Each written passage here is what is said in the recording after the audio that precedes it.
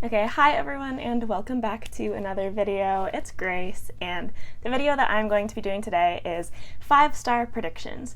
So I have seen a few people I've seen people do 5-star prediction videos. This isn't a new idea, but recently I've seen people posting videos that have to do with ratings and things like that. So I did think that it would be fun to go through my physical TBR, and I did restrict this to books that I actually own, and just see what I think that I'm gonna like the most and see if I'm right about my own tastes. So I thought that instead of just making this I feel like, I actually thought that it would be fun to have some categories. So I broke this down actually into 4 categories, which I will be giving the book's points based off of, and then I will rank them at the end in terms of what's my most likely to least likely to be 5 stars based on my little system. So the 4 categories are the Goodreads rating, the synopsis, reviews from people that I trust, and finally some buzzwords, like whether they're my bookish buzzwords. Oh, I hate the word bookish. Why did I say that? Buzzwords. Whether they are buzzwords that I like or not. So I have 7 books to talk about, and first up is actually going to be Valor by John Gwynne. So I read Malice in May and I really liked it, and I'm really excited to continue on with The Faithful and the Fallen, and I am planning on reading Valor in July. So this is going to be one that we're going to find out about very soon. And basically in my little system, I'm giving books a point if they are rated over a 4 on average on Goodreads, because in my mind that means that there's a lot of people giving the book 4, but there's enough people giving the book 5 stars to bring that average above a 4, so it has potential, basically. So Valor actually has a 4.4 on Goodreads, which is quite high, so it definitely gets a point in that category, without a doubt. It's not even close. And then in the synopsis, a couple of notes that I jotted down are we have a high king trying to impose imperial rule across the land. We have one of our characters who is taken captive and is fighting to escape their situation. And we have the young chosen warrior who is discovering more about himself and continuing to try and fulfill expectations for who he's supposed to be. So I already know that I'm enjoying this series based on Malice, but I am giving this book another point based on those 3 points of the synopsis that I just listed, because based on that, it seems to me that I like where this is going, and the synopsis is intriguing, so it gets a point for that. And then the next category is reviews, and I do have some specific people listed for this, but just as a note in general, everybody says that Valor is so much better than Malice, and I already liked Malice, so that is just a generic review that it already has going for it. But then we have, I kind of just looked on my Goodreads friends list and see who had rated the book 5 stars. And we have Leslie, Dom, Alan, Joanna, Andrew that have all rated Valor 5 stars on Goodreads. And I included Klaus because even he says that Valor is better than Malice. And I feel like coming from him, that means that I'm gonna love it. So that is our little review section. So Valor gets a point for positive reviews from people that I trust. And then let's move on to buzzwords. So buzzwords they could be something that are associated with the book through marketing, but they are also kind of just something that I came up with myself for how I would describe the book and whether it jives with my taste or not.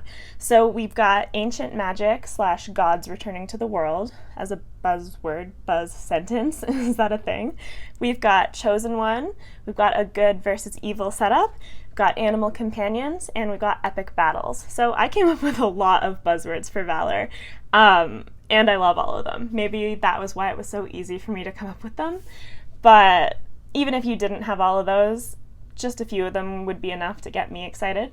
So valor also gets a point for buzzwords, which means that valor is coming in at a 4 out of 4, and that's a perfect point in every category for valor. So I have high hopes, I'm just saying. Next up, we have Jade War by Fonda Lee, which is the second book in the Greenbone saga after Jade City, which most people probably know, but the third book in this series is coming out this fall, Jade Legacy. So I'm hoping to get to this one very soon.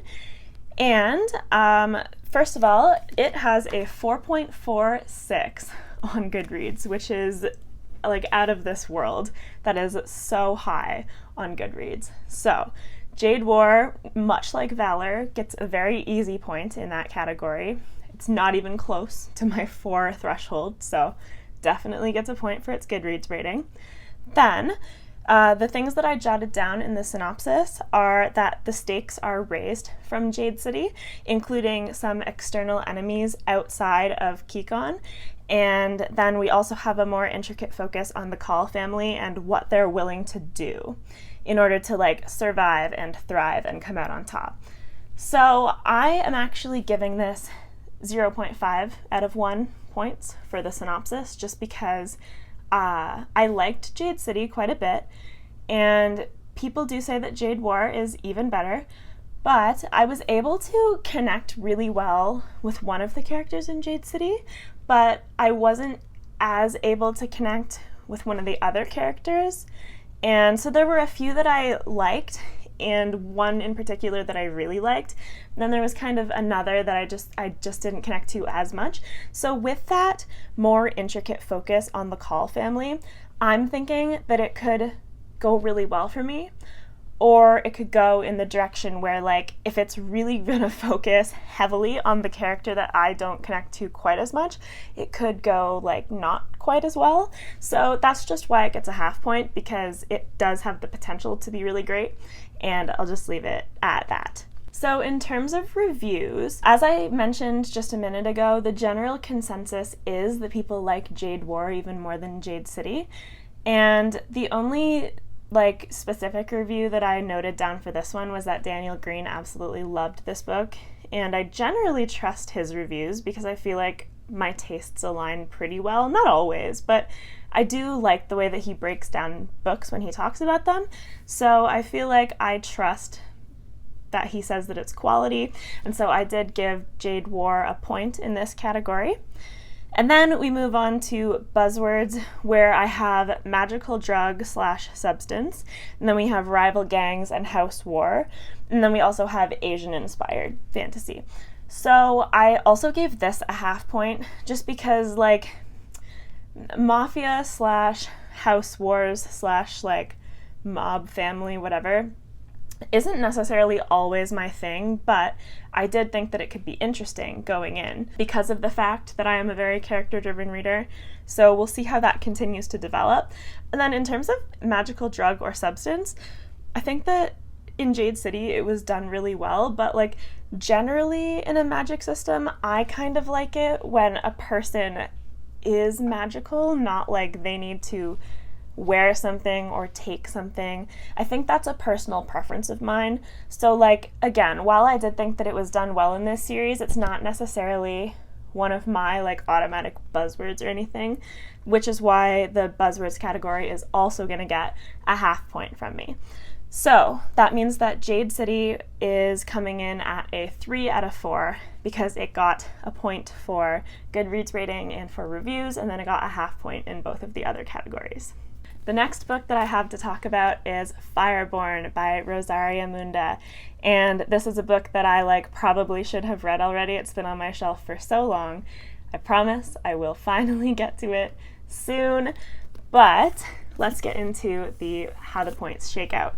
So, Fireborn has a 4.07 on Goodreads, which still gets a point for that category. It's above 4. It's not nearly as blown away as the 4.4s that you have for Valor and Jade War, but 4.07 is still a very good rating. And so that gets a point from me. And then in the synopsis, the points that I have jotted down are, you have like a revolution / new regime political situation. You have two characters from different backgrounds that grow up together and form a friendship, and you have some war and conflict surrounding some of the old elite from before the revolution, and a lot of political intrigue surrounding that. So this did get 0.5 points from me because I think that there are things to like about this, but I haven't read a ton of like revolution storylines, and I'm not well versed enough in it necessarily to say whether or not that's something that I know I'm gonna like. I think it might be, so that's kind of just why it gets a half point. And then for the reviews category, of note, I have that Elliot Brooks, Alan, and Walker from Walker Writes 7 all loved it, and they've given it, or at least Alan and John have given it 5 stars on Goodreads. And then I also have that just in general, the reception for this book seems to be super positive. Actually, I didn't have this written down, but Jessie from Jessie May, I just was watching her June wrap-up before filming this video, and she was super positive on it as well. So Fireborn definitely gets a point in the reviews category. And then finally, we have buzzwords, which are political intrigue / new regime, which I guess are kind of different, but are kind of the same because the new regime and the revolution like are the political situation in this book. So I kind of just grouped those together. And then we have a found family / strong friendship element towards the two main characters because they grew up in an orphanage without their biological families. And the buzzwords category is going to get a full point for this because found family is one of my strongest buzzwords, so that alone is like almost enough just to get it a point. But I also do really like political intrigue, so those together are enough to get that one a point. So overall, we have Fireborn coming in at a 3.5 out of 4 because it is doing well in all of the categories, and then I gave it 0.5 for the synopsis. So 3.5 for Fireborn. Next up on the list is Ring Shout by P. Jelly Clark, which is a dark fantasy historical fiction novella, and Ring Shout has a 4.12 on Goodreads, so it's doing pretty well. It gets a point in that category for sure. And then in the synopsis, the things that I jotted down are that it is a supernatural take on the KKK, where our main characters and I think a small group of other dedicated characters actually fight against the monsters that are called Ku Kluxes, because in this world, it's a supernatural take, like I said, where the members of the KKK are like actual monsters. So it is a really interesting take on that, in my opinion. So that gets a point from me because I'm really looking forward to seeing how that's done in here. And then moving on to the reviews category, we have my friend Anya, who rated it 5 stars on Goodreads. And then other than that, I wrote down that I haven't heard a ton of people review it, but like I mentioned, I was just watching Jessie from Jessie May's video before this, and she actually also happened to read Ring Shout in the month of June, and she really enjoyed it. So that actually bumps it up a little bit because I can have like 2 people who have said that they really enjoyed it. Like, I trust Anya's taste, but I wasn't going to give it a full point just because like only one person saying that they liked it doesn't necessarily translate to me. I feel like more people just is more likely to mean that I'll enjoy it too. So I did have this at a 0.5 in the reviews category, but I think I'm going to bump it up to a full point for the reviews. And then finally, we have the buzzwords, which I have down as dark fantasy / historical fiction for the genre, which I think is a really interesting combination.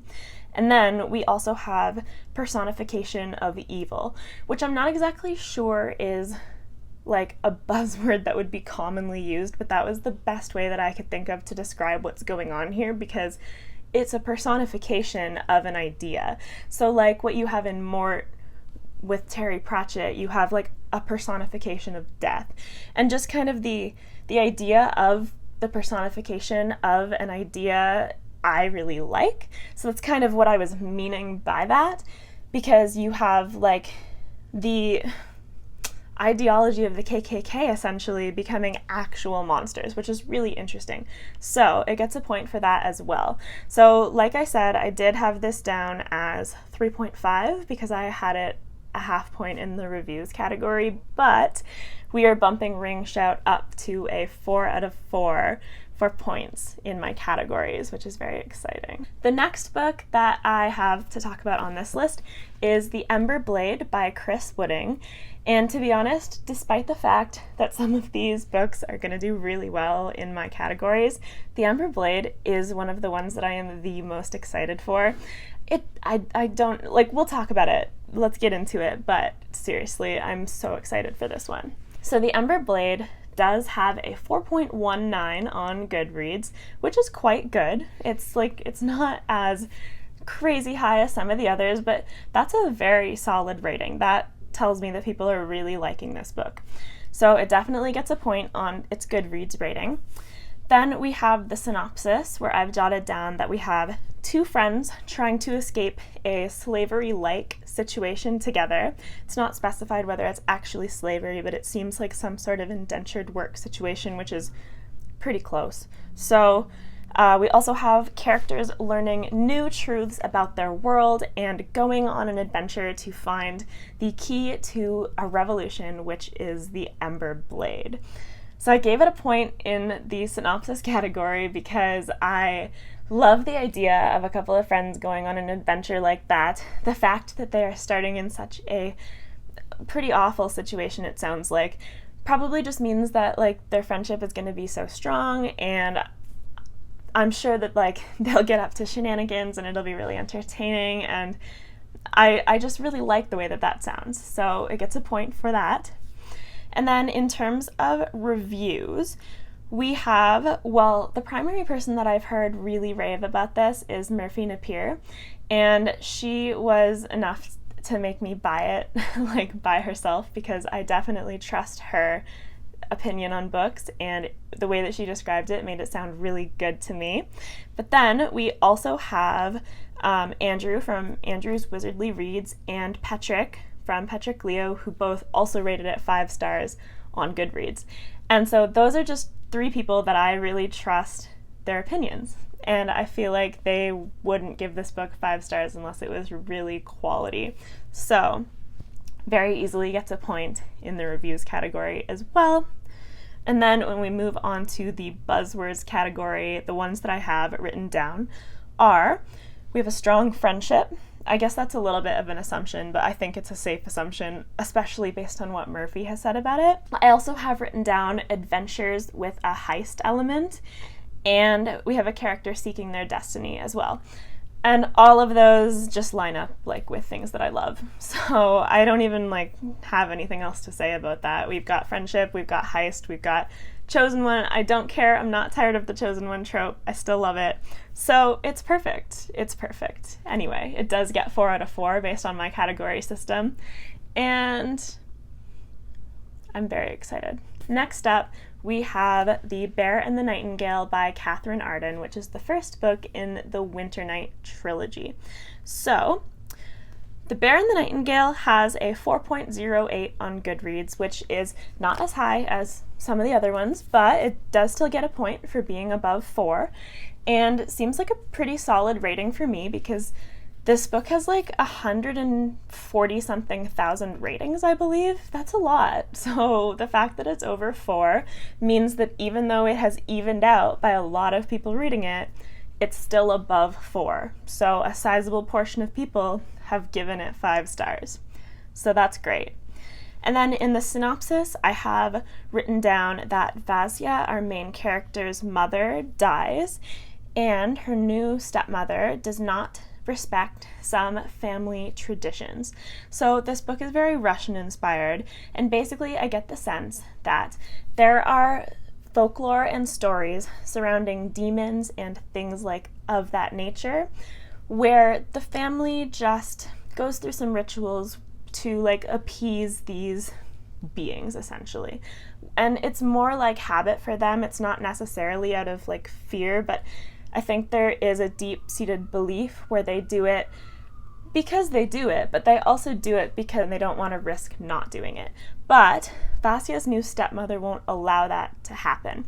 And so then like bad and dangerous things start to happen, and it's sort of like Vasia must decide what she needs to do to protect her family from what's coming because of some spirits or beings that they may have offended because of her stepmother's actions.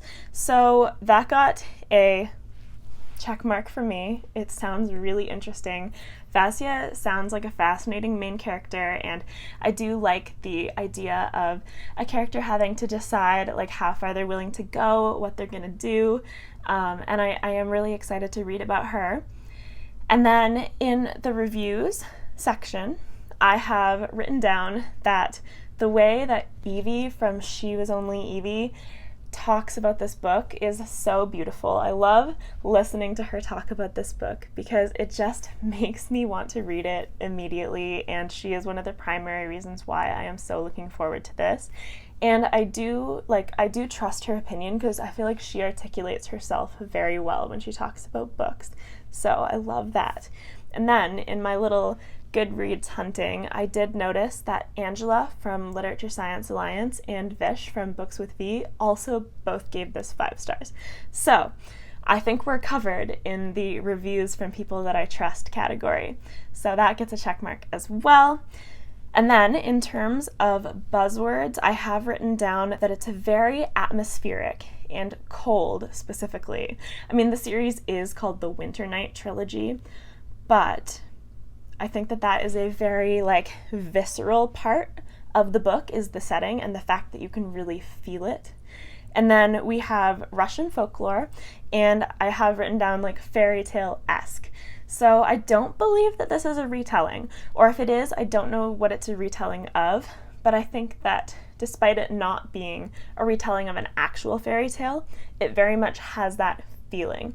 And I think that will be very appealing, and I'm really excited to get into it because I like the idea that it feels like that, but it's a new story. So given the fact that this is super cold atmospheric, I am debating putting it off until later in the year because I don't know if reading this in the summer just won't quite give me the right vibes. So we'll see. But I did give like a point for those buzzwords because they do sound really, really cool and interesting and like something that I'm gonna love. So The Bear and the Nightingale also comes in at 4 out of 4. We're gonna have a lot. I mean, these are 5-star predictions, so of course I think I'm gonna like them, but we're gonna have a lot of perfect scores here. Moving on though, the very last book that I have to talk about on this list is She Who Became the Sun by Shelley Parker Chan. And this one, my system falls apart a little bit for this one because this book isn't technically out yet. It's published on July 20th, and I believe you'll be seeing this video on July 19th. But as I've mentioned before, when I pre-order things, Indigo just likes to be like, here you go, a week early. So, and I mean, I appreciate them for that, but I still did want to put this on this list. It's just that, you know, it doesn't necessarily have the reviews, or I can't really go off its reception or anything like that quite yet because people haven't read it. So it does have a 4.24 on Goodreads, which gets a point, and I'm hoping that the people rating it have actually read it. So based on my system, it gets a point, but I'm not sure how much weight to give to that 4.24. So we'll see, I guess. It does get a point though. And then in terms of synopsis, I have written down the primary thread of the story seems to be a female monk who wants to possess the mandate of heaven and is pursuing greatness. And the way that it starts is we are in China in 1345, and we have a family that has like a very large family because we have one character who is the 8th son of this house, and we have another character who is the second daughter of this house. And basically, the son has been given like not a prophecy. I don't know what the word I'm looking for is right now, but essentially the son has been told that he is destined for greatness, and the daughter has been told that she is destined for nothingness. But nobody is quite sure how the son's greatness is going to come about, because in some sort of situation, the son actually dies, and the daughter, wanting to stave off her destiny of nothingness, decides to take up her brother's identity and pursue greatness herself. And she has to decide how far she's going to go, because she wants to do anything to escape this fate that she has been given of being nothing. So that sounds extremely interesting. The synopsis got a point from me for sure. That's easy. Now, in terms of reviews, I did give this one a 0 because maybe people have read it. I'm sure people have read it that have been given arcs, but I just haven't really seen any yet, so I don't have anything to go off of here, so it doesn't get a point for reviews, unfortunately.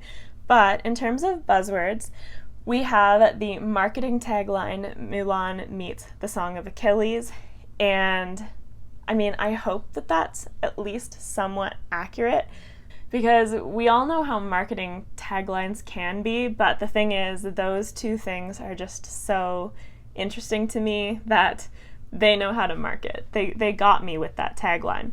And then we also have a queer character, and we also have a clever and brave female main character. So even if it's not quite gonna live up to its Mulan meets Song of Achilles tagline, I still think that those buzzwords are enough for me to give it a point in that category.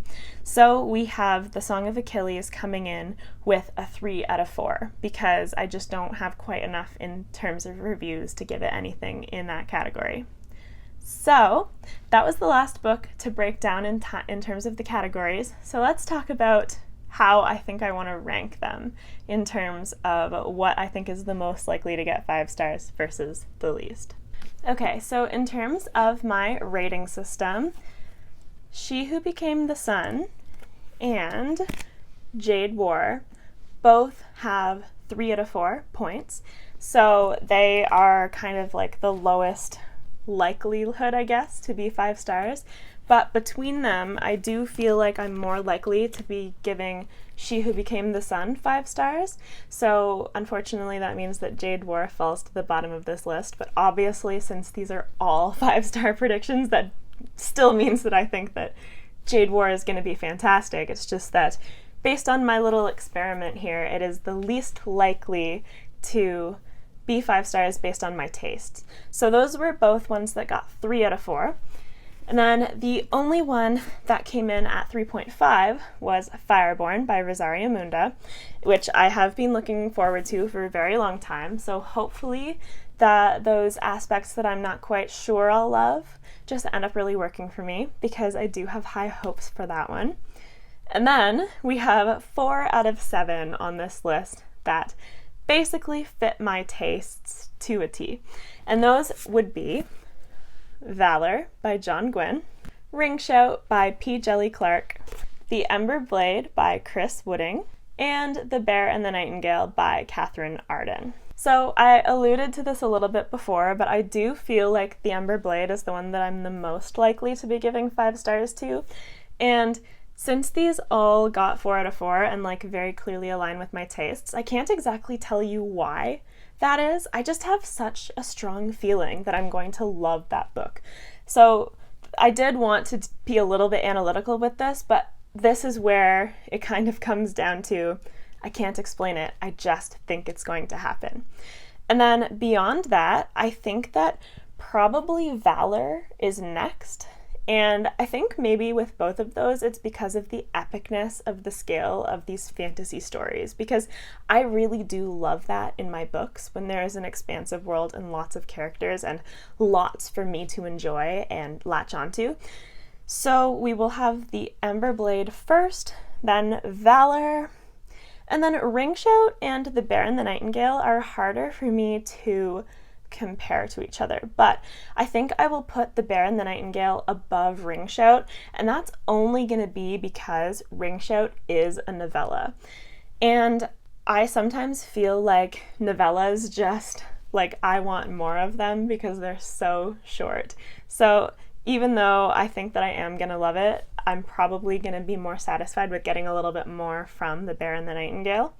And I think that that's a good ranking. So we will go The Ember Blade at the top, then Valor, then The Bear and the Nightingale, then Ring Shout, then Fireborn, then She Who Became the Sun, and then Jade War. But of course, like I said, I think these are all going to be fantastic, and I am really, really excited to read all of them. So I hope that you had as much fun watching this as I did coming up with this breakdown and analyzing this a little bit, and I really hope that I enjoy all of these books. That is going to be it for this one. Thank you so much for watching. Like if you liked it, subscribe if you want, and I hope that you have a fantastic rest of your day. Bye!